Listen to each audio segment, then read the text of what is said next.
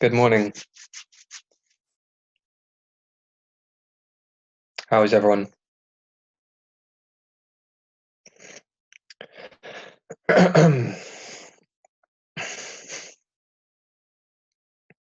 Good.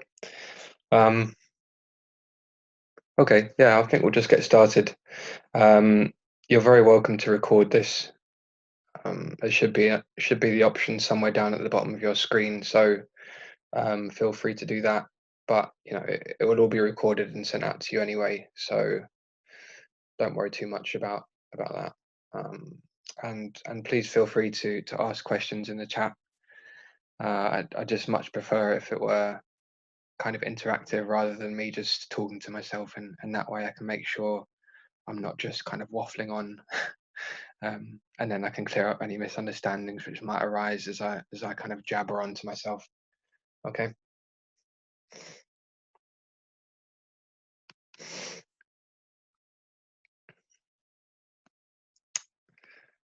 Great. Okay, let's get on with it. I met most of you at the beginning of the week and had you mark up this chart, um,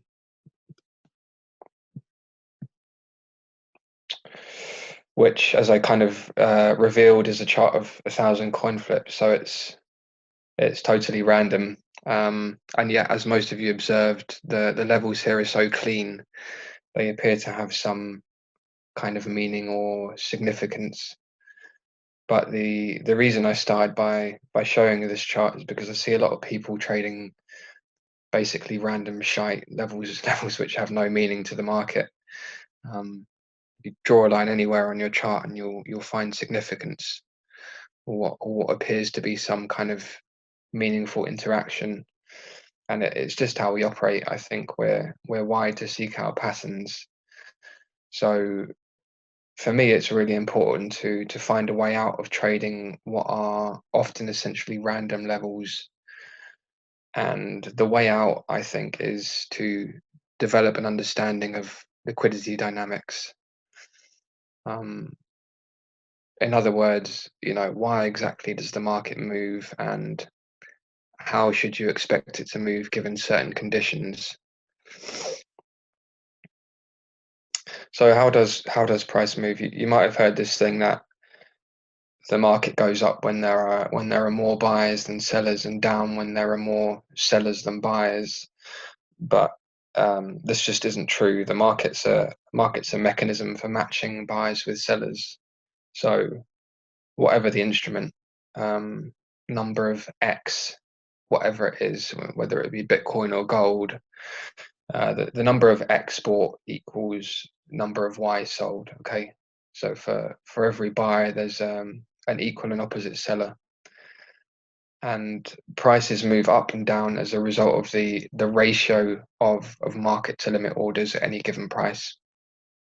Okay, so with an even number of market buyers and sells, theoretically price will push to the less liquid side of the market. And I think this was best expressed by Chris Laurie, who I've learned quite a lot from, who said that volatility is a function of liquidity.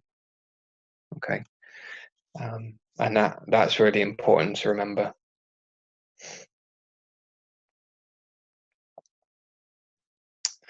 Now, for some of you, this might seem like really basic stuff, but it's important that we cover it just so that everyone's on kind of the same page. And um, to give you a better idea of what this looks like, I'll just go over the depth of market, or DOM.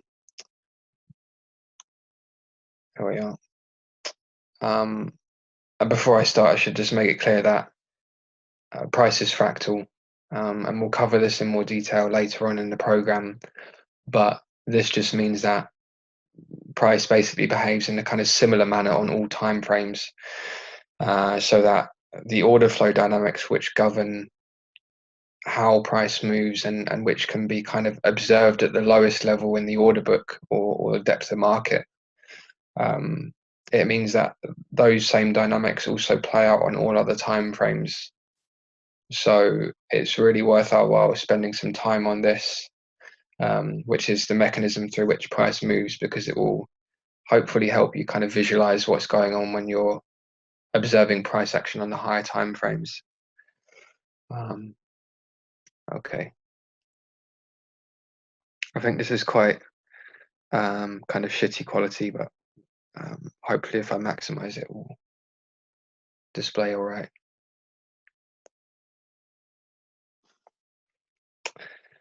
Okay.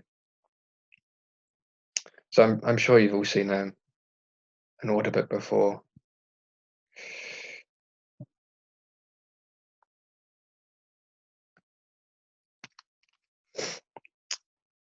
I'm just getting a pen up. Red. Is that working? Okay. Okay, this here on the left is your buy side, and on the right here you've got your sell side, and you can see exactly how many dollars worth of Bitcoin in this case is waiting to be sold at each price level. So at 8167 you've got 1.7 million, and at 8166.5 just over 215k in buy limits waiting to get filled. So these are your limit buys and limit sells. They're just orders sitting in the book waiting to get filled. And this right here, denoted by the orange boxes, is the spread, and that's just the difference between the best bid, which is this price here, okay, 8166.5, and that's the highest price at which someone's currently willing to buy, and the best offer, which is just here, 8167, the lowest price at which someone's currently willing to sell. And you know, sometimes the spread's quite wide, but most of the time it's fairly tight, at least on Bitcoin. And you can see here it's $0.50, but of course that will change depending on how price is moving.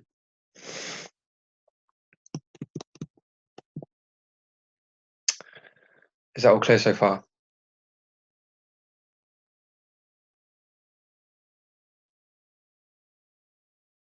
Okay, cool.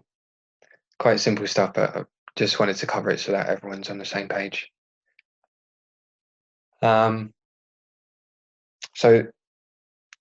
let's just play it for a bit.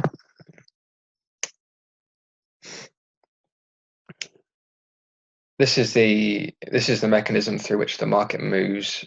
And as I say, what you're looking at here is liquidity, and liquidity is limit orders in the book. Okay, you might have seen this quite a lot on Twitter, but liquidity does not equal stops. Okay, stops are converted into market orders when they hit, and they eat up limit orders. They consume liquidity. So liquidity does not equal stops. And while limit orders are generally considered passive because they just sit in the book, kind of waiting to get filled, market orders are usually considered to be more aggressive. And this is because if I'm an impatient trader, if I want in now, right, at 8167, I have to pay the cost of the spread to get in at market. So I'm effectively paying up for my impatience. So if I wanted to market buy right now, I have to let's see, I have to buy into this sell side liquidity. Okay, and when I do that, I'm crossing the spread. I'm effectively paying up for my impatience. You know, rather than waiting on the bid here and hoping that my order gets filled. Okay, and similarly, you know, if I'm an impatient seller, I'll be selling into the best bid here, and the cost of that impatience is the spread. And of course, the spread isn't always as tight often it will be quite wide, and traders are still willing to cross it. Anyway, I'm going off on a bit of a tangent here. The point I really want to make is this, that let's just pause it for a second.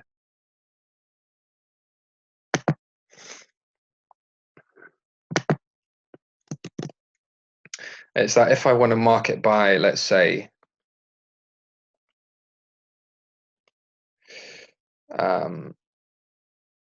let's say 5 million right now, I'll be pushing the price up to, somewhere up in here, okay? Because there isn't enough liquidity on the sell side to satisfy my demand.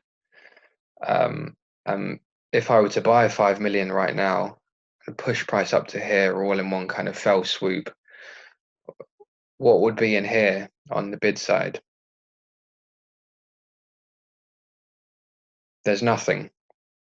If I push price up to 817.5, with one market order, the bids just don't have time to repopulate the book, and so this price range, there's just nothing there. Okay, there's a void, and this void takes time to repopulate.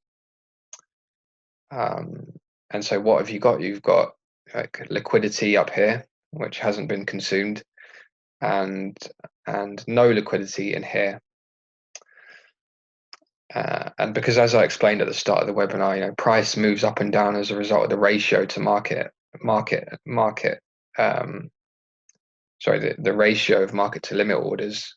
Okay, unless a load of buy is suddenly stepping up here, price is going to move back through this area with relative ease. Okay, because price will push to the less liquid side of the market. Sorry for the messy drawings. Is that clear to you, what I'm trying to get at there?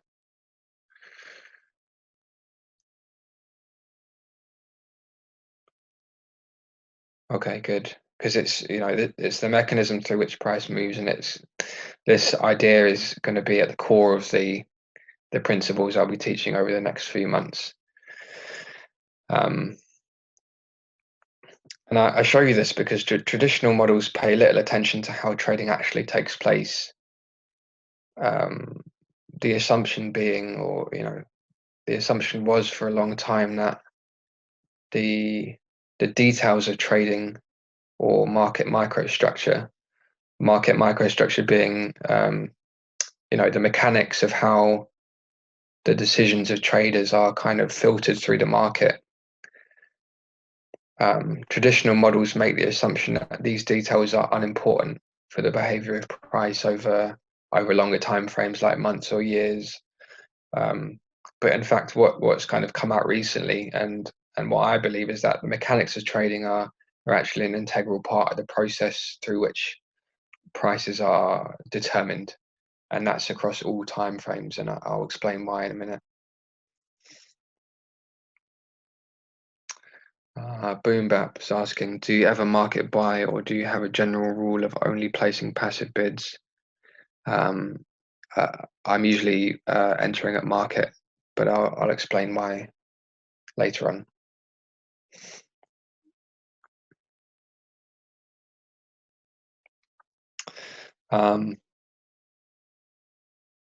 So according to standard models, the main force behind price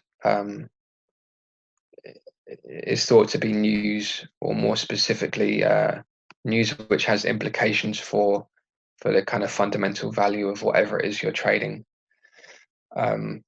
Macroeconomics is by no means my kind of strong suit, but the price of a commodity like oil or gold, for example, that's going to be largely determined by simple kind of cash market supply and demand, whereas the price of stocks might be affected by things like the value of a company's resources, and/or technologies, supply or demand in the market for the product, and the price of currencies will be influenced by things like inflation, macroeconomic policy, all the rest of it. But whatever the instrument is, and this is quite important, expected changes in fundamental factors don't generally have an impact on price, because they've already been priced in. And so when the news is released, it's not surprising, and therefore it shouldn't really cause prices to change in any kind of significant or dramatic way. So you'll usually get some kind of short-term volatility around announcements, and that's just because liquidity providers kind of guard themselves against the unexpected, by temporarily withdrawing liquidity from the market. And I'll go into this a little bit more detail later on, but just to demonstrate, here we've got a 5-minute chart of Euro USD from April, when the non-farm payroll numbers came out, and you can see that over here, although there was a short kind of burst of volatility relative to the kind of price action we had before the announcement, the news didn't really have any meaningful impact on price. Okay, so after the volatility, it kind of settled down into a fairly tight range.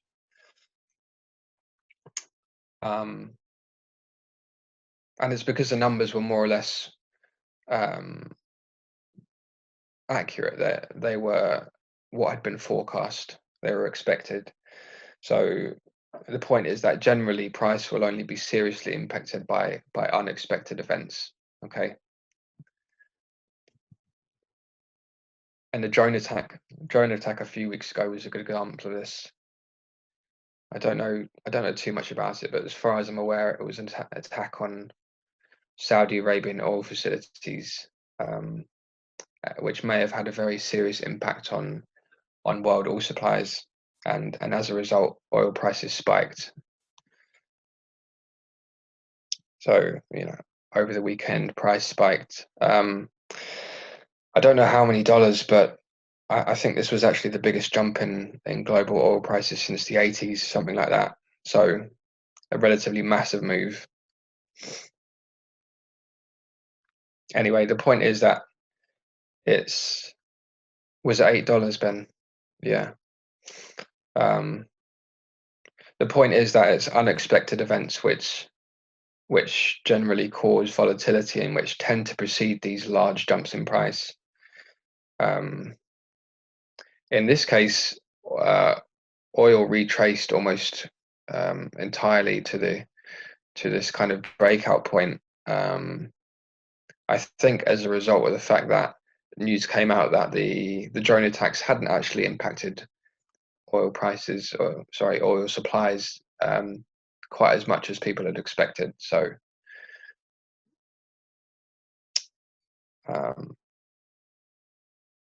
anyway, the question is, if volatility like this is generally determined by the unexpected, how can we possibly make money trading? Because we don't have a clue, or at least I don't have a clue, what the fundamental value of a Bitcoin is, for example.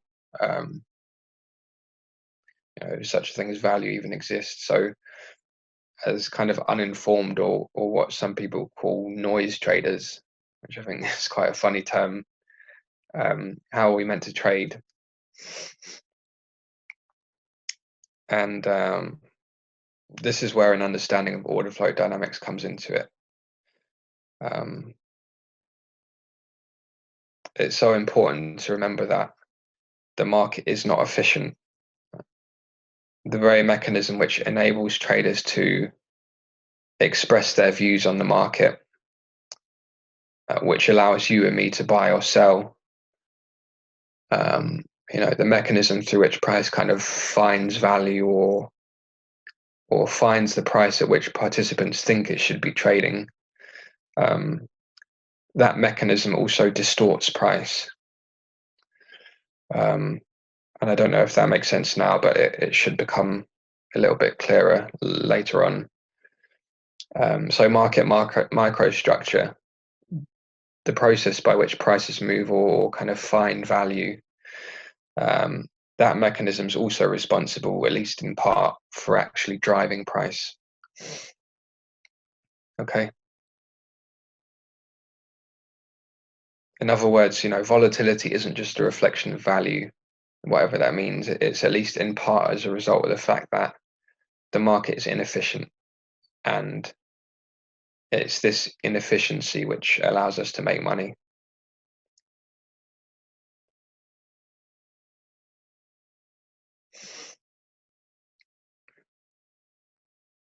So this is um, hourly Bitcoin chart from last month, I think.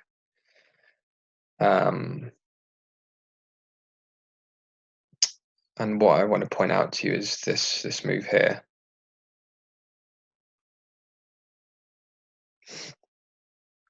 Because it's really important to understand that a move like this is not necessarily a sign of volume. And even if it is, an absence of bids or offers can kind of spread price as it reaches for liquidity. And it's very often this lack of or absence of liquidity which causes a move like this to overextend itself. So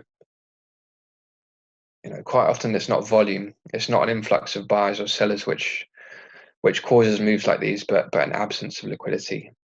And it's very often market structure which acts as a trigger for these inefficient price runs, because what happens is price will either catch a liquidity void, or it will catch a kind of pocket of concentrated stops at levels like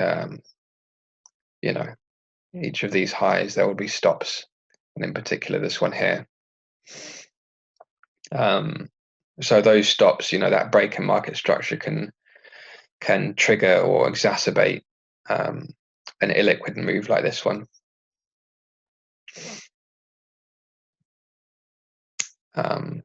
And because information about stops is not public, right?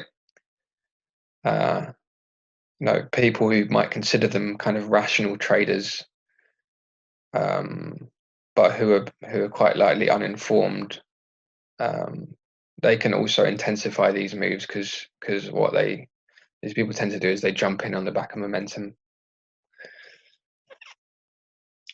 They jump in when price starts moving quickly. And when price moves like this, traders are forced to make decisions. So a move like that will attract the interest of traders who will be rushing to buy or sell, and it's the reason you get overload on a platform like BitMEX. There are just too many people trying to trade when price starts moving quickly.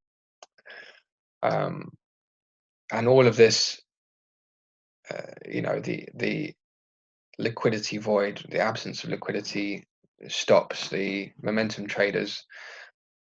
All of this kind of, the combined force of all of these factors or elements is exacerbated by market makers who widen their spreads or even stop providing liquidity when price starts moving quickly.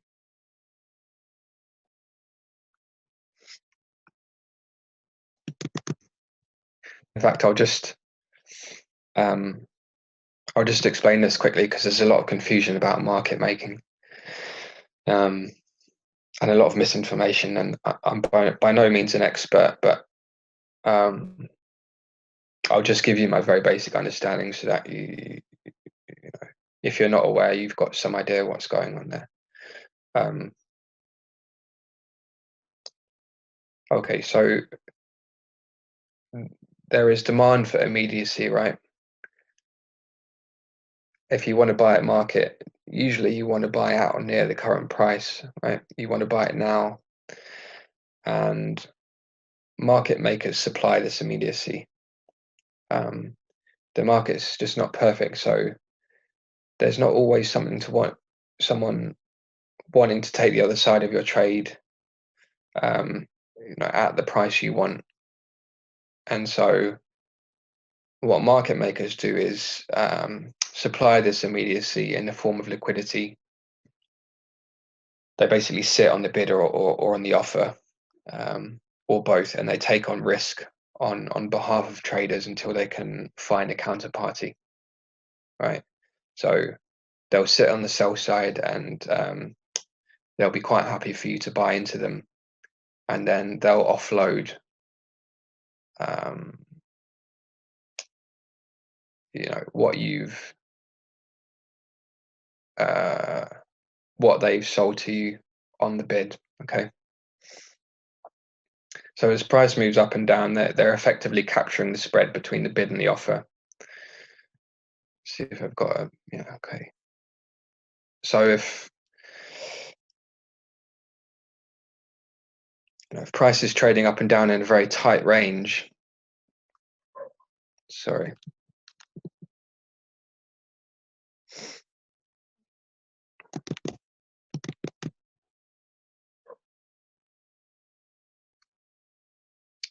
If price is trading up and down in a very tight range,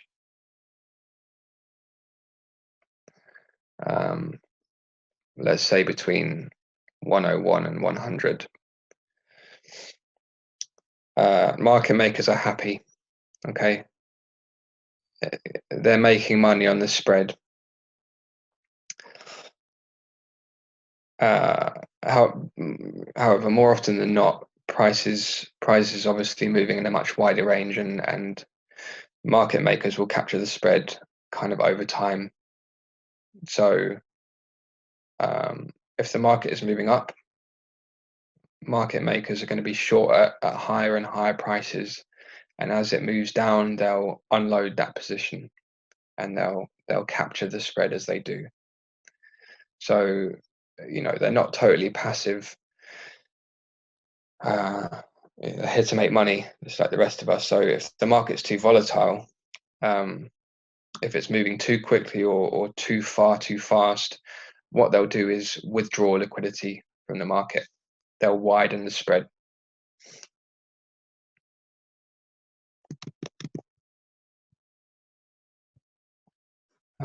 So think about it like this: what happens when a large buy order comes in? Say price has been trading in a range like this, and the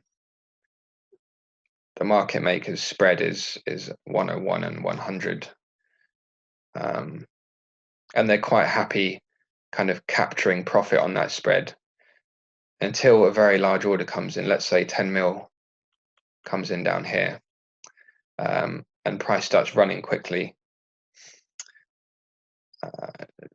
Do they want to be selling down here?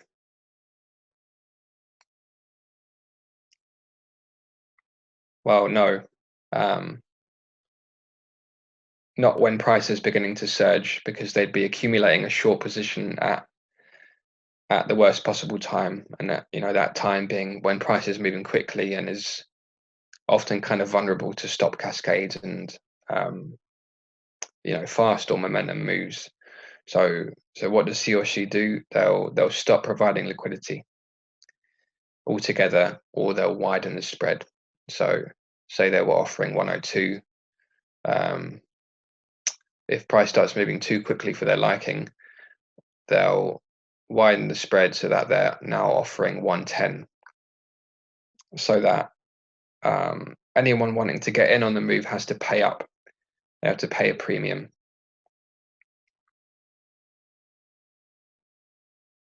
I hope that's not too confusing. Is that making sense to everyone?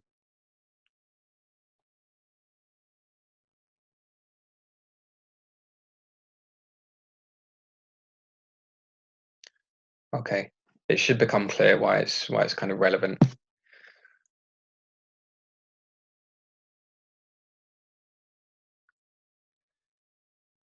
Ben's asking, can you tell if a market maker is offside?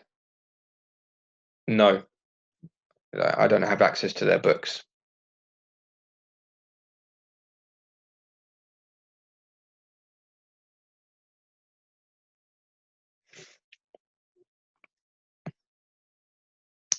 But whether or not any one market maker is offside is kind of irrelevant. The point is that when price is moving in a certain manner, i.e. quickly, um, they'll withdraw liquidity from the market or widen their spread. And it's this lack of or absence of liquidity which is one of the things which fuels sharp or violent moves. So, when there's a fast move, liquidity in the immediate vicinity of price is withdrawn from the market. Pardon me. And as a result, price has to start kind of jumping to find counterparties. So liquidity is kind of at a premium, and anyone who wants in on the move has to pay up. You have to pay up to get in on the move. And this is one of the reasons why price tends to kind of overshoot, to overextend. Anyway, sorry for this ugly diagram. The point I'm trying to make here is that inefficient price moves aren't always caused by an increase in buying or selling, an increase in volume. In fact, more often than not, they're caused or at least exaggerated by a lack of or absence of liquidity, through which price can move quite easily. Does that make sense to everyone?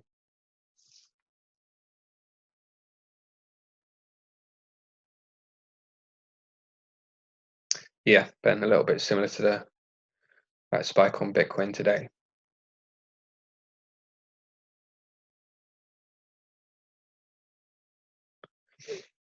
As I say, just let me know if you've got any questions while I'm waffling on.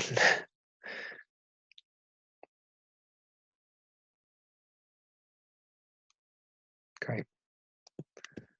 Get rid of this shit.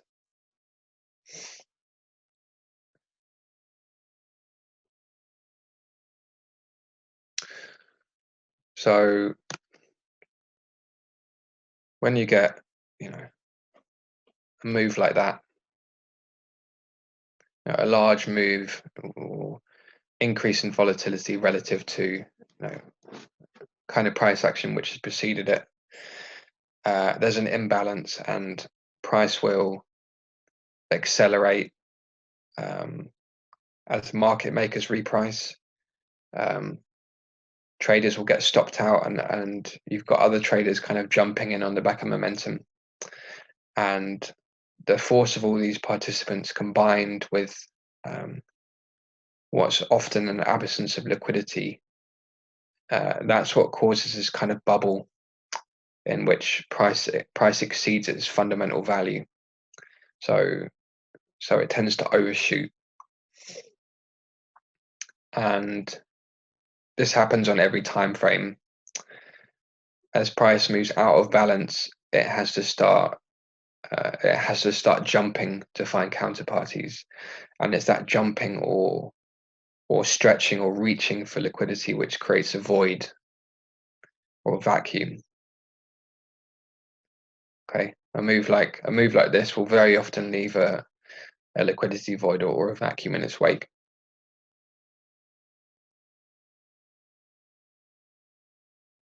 And just one side note,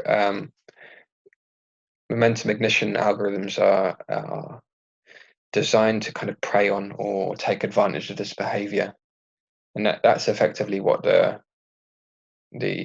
quote unquote BART pattern is, for those of you familiar with Bitcoin, but it's also apparent in other markets as well.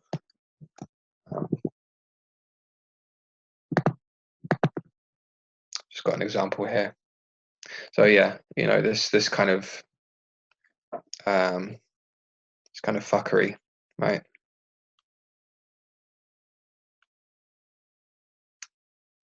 Volatility followed by zero follow through, and then price completely reverses.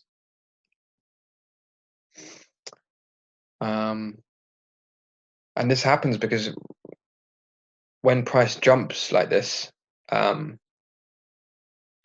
like the market makers' algorithms, it quickly change their bid ask quotes. So the spread immediately widens, and there's a kind of knock-on effect,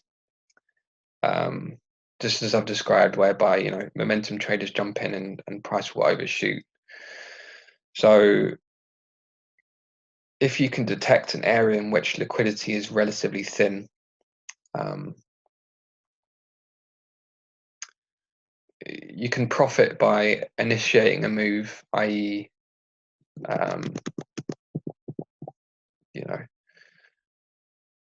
where are we?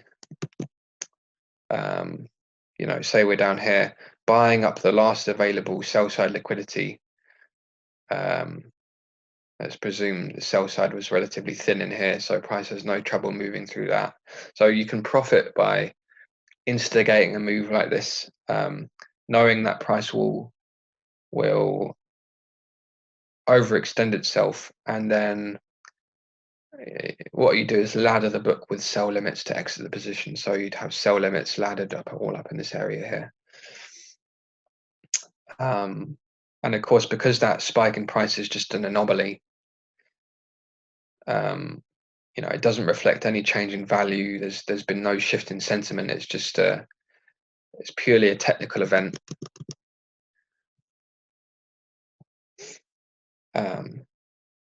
Price will more than likely draw back to what's considered kind of fair value, or a more market-driven fundamental value, right? So you get the technical event. Somebody instigates the move, and as a result of the books being so thin, price has no trouble overextending. But because this move's not indicative of any real buying, there's a zero follow through, and so as a result, price retraces the whole move. So there's an edge right there in spotting these moves and trading them back down.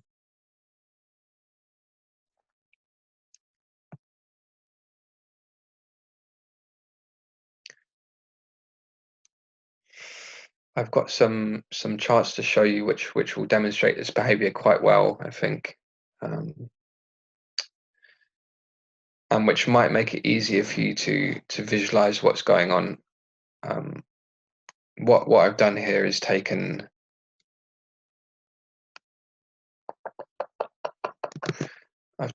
this section of price action right here, this bar, and I've zoomed into a tick chart. So on this particular tick chart, each bar represents 50 trades. Okay, so you can see in detail what's happening when price moves in this manner. And you'll notice that at the bottom here, the spread's relatively tight. Okay, see price is moving up, but it's moving up in a very tight range. Okay,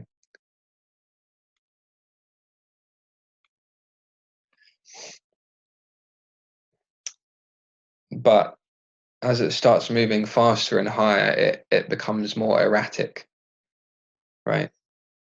Spread gets wider here, and then at the top, it's really wild and erratic. I think the spread here is, probably around $50, okay, compared to the 0.5 spread you'd have down here.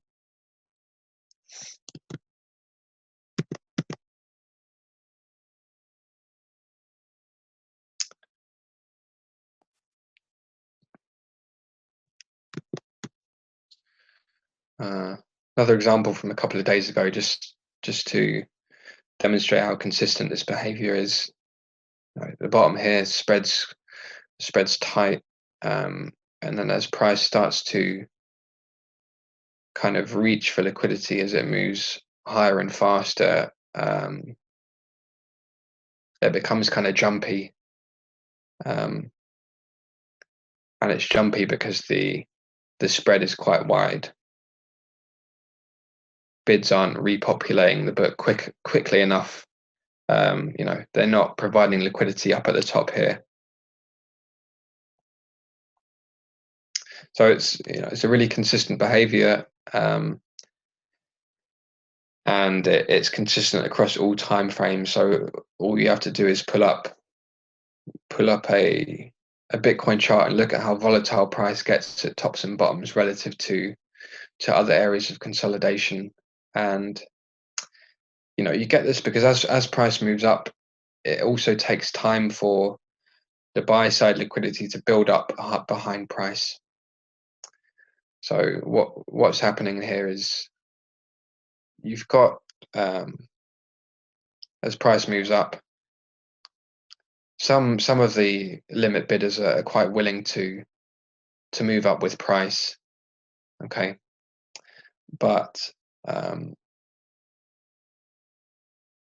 as price gets higher and higher, not all are willing to chase, and so you get less and less buy side liquidity being provided up here.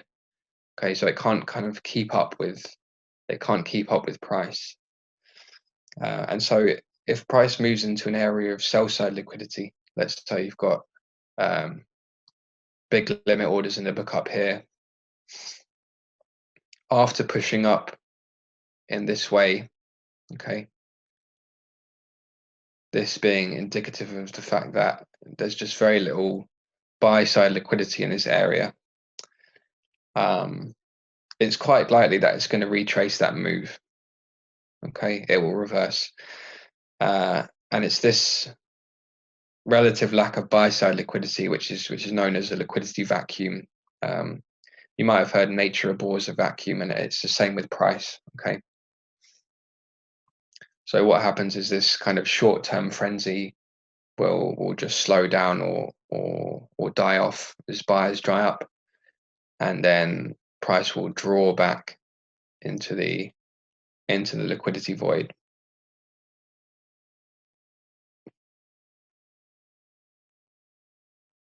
So on exhaustion of these moves, very often price will kind of rebalance through this void, and it will pull back until it hits some significant buy side liquidity, and it won't take much selling for price to retrace. Okay, because there's just very little volume in here, very little liquidity. So this is your low volume pullback. Is why markets pull back.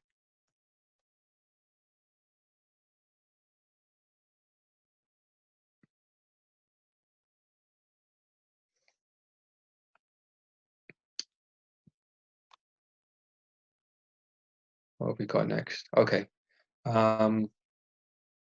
this is an example from a few months back, just so you can see what this kind of looks like in real time.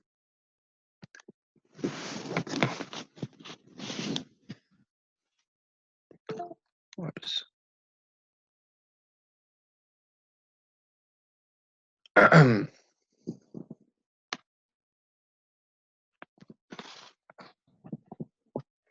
Let's give it a second.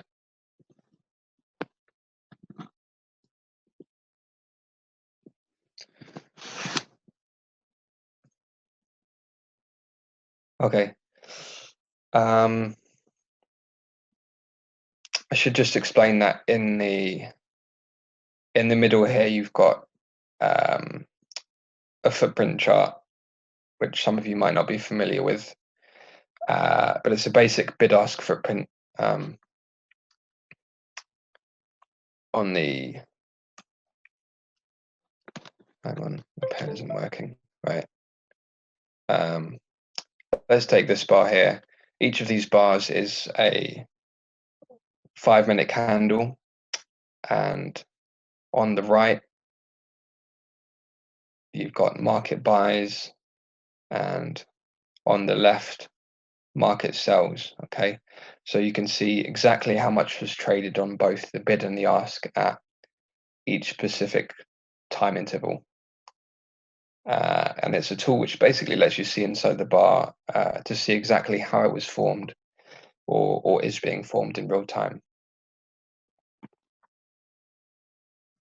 Anyway, I'll cover this in a lot more detail later on in the program, but for now, I want you to focus on the DOM here on the right.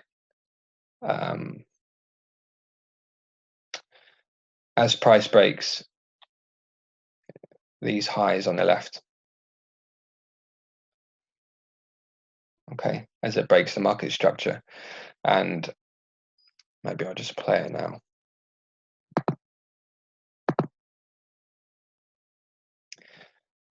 What you'll notice is that as price starts breaking those highs, a whole load of stops get triggered, and you can see this on the footprint.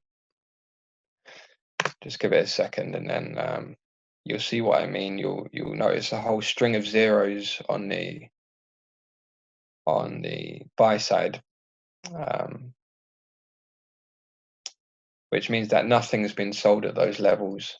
Okay, give it a second, and when it breaks these highs, you'll see what I'm on about.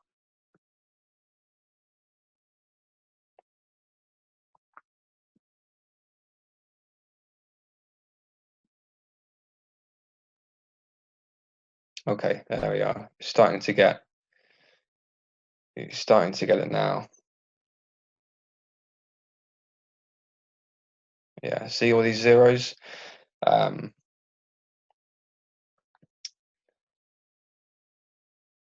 It suggests that price has been brought up really quickly, okay? And when you see that on the footprint, it's usually indicative of stops. Anyway, you'll also notice that large gaps are beginning to appear in the limit order book on the buy side.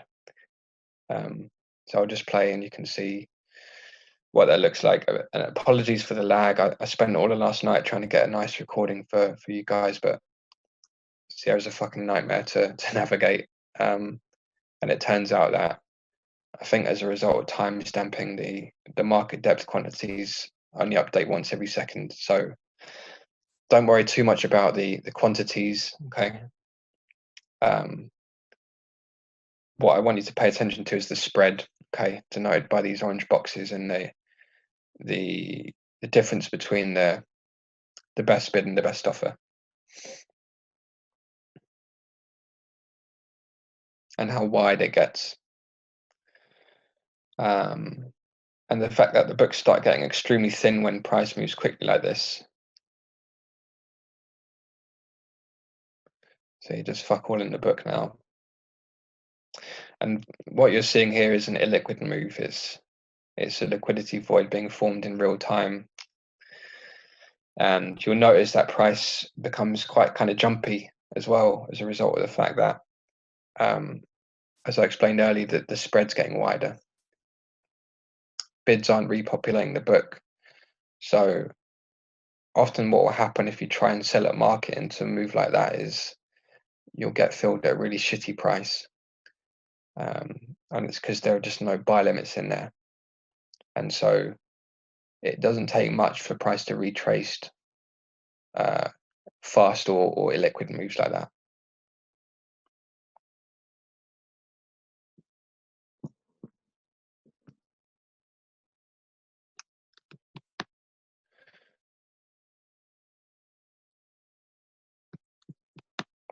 Another view here, just to kind of hammer home the point, the same segment of price action, but this is book map.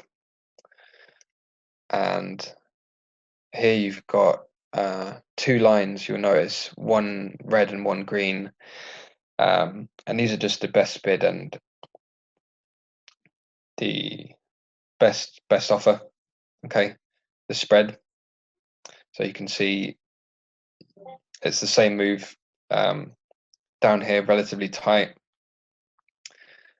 And then as price reaches its kind of apex, just note in here how wide the spread gets, okay, until it kind of starts consolidating. And this is just a heat map, by the way. So the red and green circles are just a kind of way of displaying the amount of volume bought at each price level. Okay, so all of this flurry of green is is a whole load of market buying, okay, and then you can see at the top here, buying totally dies off, and the white and grey boxes are representative of limit orders in the book. So that's liquidity. And so as price runs up here, it consumes all of this liquidity on the sell side. But because it moves so quickly, you'll notice that down in here, there's just nothing on the bid. You've got this kind of algorithm which is running up with price, but doesn't appear to be intending to get filled. And so when price kind of tops out there, you'll see in here there's not much on the bid, and so price doesn't find it too difficult to retrace here until bids start repopulating the book.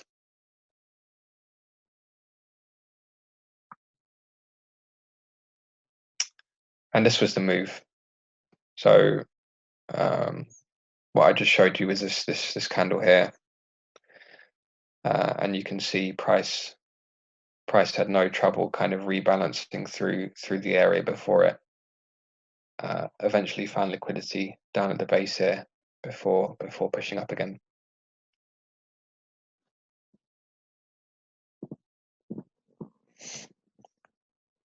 All good?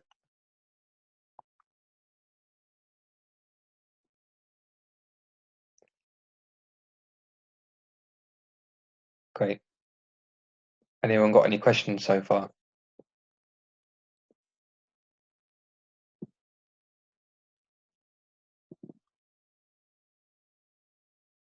Anyway, feel free to chime in if something pops into your head. But the point here is just that although spikes in price like that can kind of alert us to the presence of large orders, and sometimes we can expect higher prices as a result of that, usually on a breakout from some significant technical area, or if we see bids willing to chase. But the market does not exist in a constant state of sentiment. Though some participants, especially in the FX market, they don't care about direction. They just want to buy some yen for whatever reason, and they don't particularly care whether it goes up or down. You know, a bit like if you or I want to exchange some euros for dollars to go on holiday, we want to get a cheap price, but it doesn't matter too much to us. Okay, so oftentimes after a run like this, price will simply draw back into the area of kind of core liquidity or value. This consolidation here is where the volume is. In other words, moves like this, okay, overextended moves like that, they're often a kind of artifact of market mechanics that have very little to do with value, and all of that can be traded.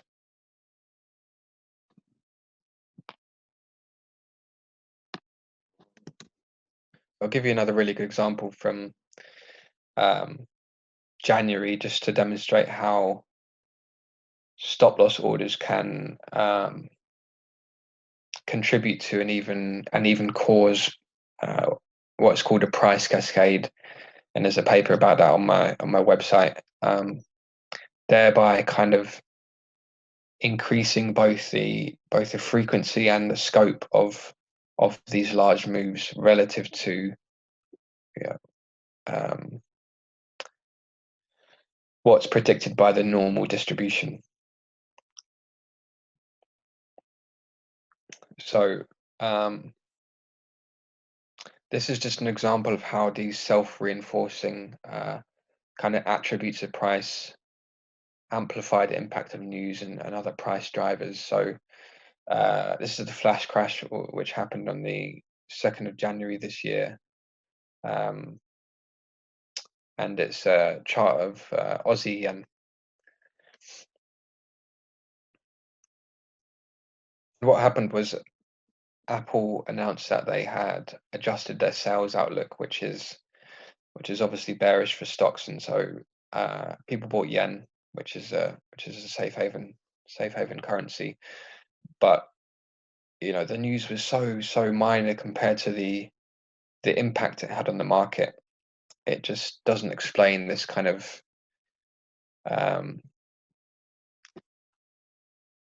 volatility. Okay.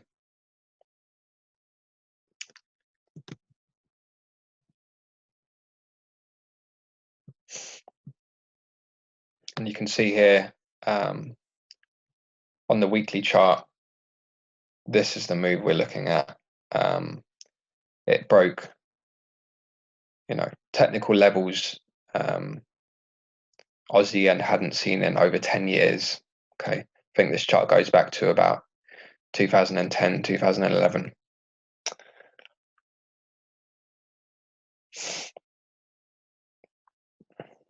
And the reason Aussie yen and other yen crosses crashed so hard is because of the market conditions when the news was released. It was a Japanese bank holiday, and I think this happened in the kind of period of time between New York and Asia. So typically, very little liquidity. So yeah, liquidity was super thin, and when a massive cluster of stops got triggered, stops which usually wouldn't have been an issue, but in this case were, because there were just no buy limits to stop price from tanking. So this move has nothing to do with value. It's what you'd call a technical event. It's simply the result of the kind of behaviors I've been trying to describe. All right. And then, of course, the entire move is retraced because the swing just doesn't represent fair value. It's not reflective of where Aussie yen kind of should be trading. It's simply an artifact of market mechanics, and so the whole thing gets retraced.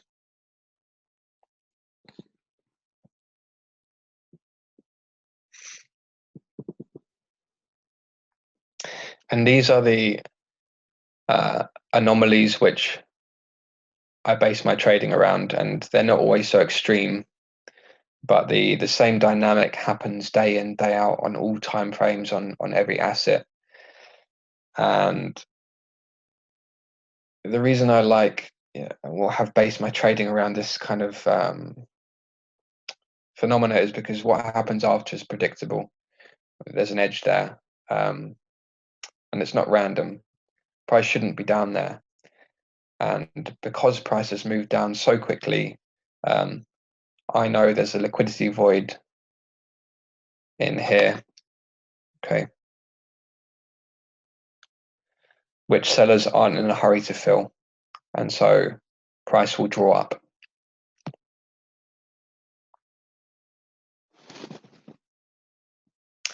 And it's not understanding this, I think, which is part of the reason why traders get themselves into so much trouble. You might have noticed that the market has a kind of illusory quality, such that when price starts running, people think that it's going to run on forever, and when it starts dropping, they think, or they feel like it's going to drop in a straight line without any pullbacks. But in fact, when it appears most bullish,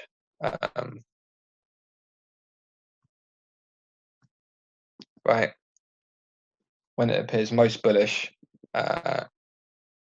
it's actually most likely to start dropping, and not as a result of a level per se, but as a result of the way in which price comes into the level. And if you don't understand that, then you're fucked, basically, because the way in which price moves is everything.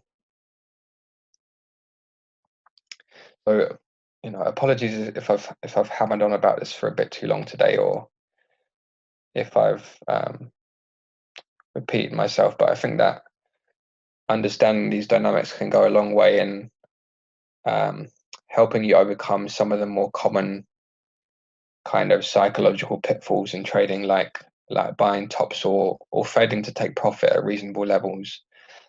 And it's this understanding and the internalization of this understanding which will give you the confidence to enter at good prices, so at the level, rather than waiting for confirmation before you get in. Okay, at which point, of course, the move you wanted has already probably happened.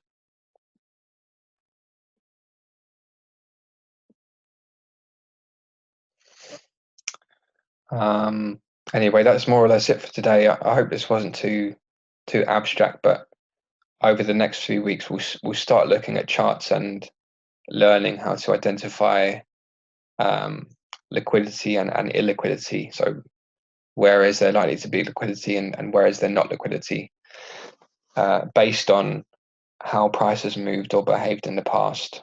Okay, so basically on what we've covered today, and of course then we'll also move on to how you can start deriving trade ideas from this kind of understanding of price.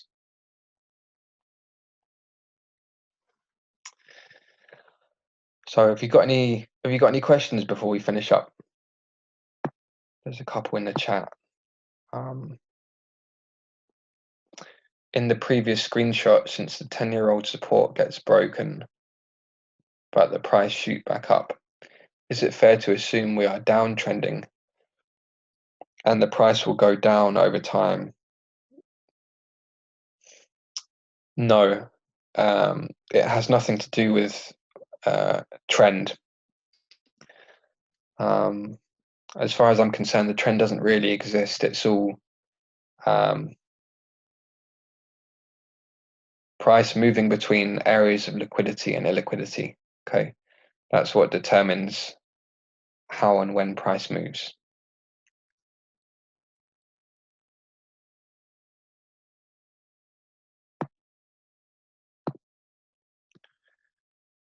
Ben, until now, I used to think everything about price was controlled. May have been too many ICT videos. However, this makes so much more sense. Yeah, nobody's controlling price. It doesn't take much reading or you only have to look at the market to realize that it's just incredibly complex. I think I said to someone in here when I met at the beginning of the week, if anyone tells you they know exactly what's going on, they're lying, because take one look at some of the papers on my website and you'll see that all we've got are different models or theories about how price moves, and the market participants are kind of myriad, and they all have different intentions over different time frames, and they're all filtered through market microstructure, which is an incredibly complex system, which ICT certainly doesn't understand.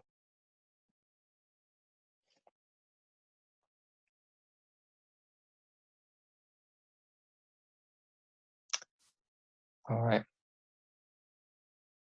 Any other questions? Has this been all right for you all? Did you all follow okay? Was it helpful? Okay.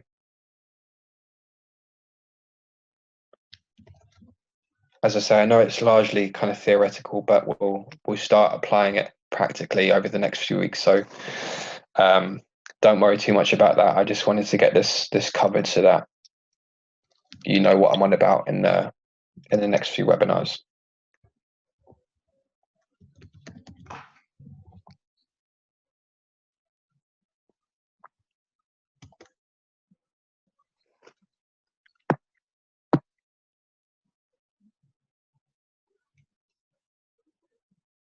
Okay. Well, if no one's got any more questions, then we'll just call it a day. All right. Have a good weekend, everyone.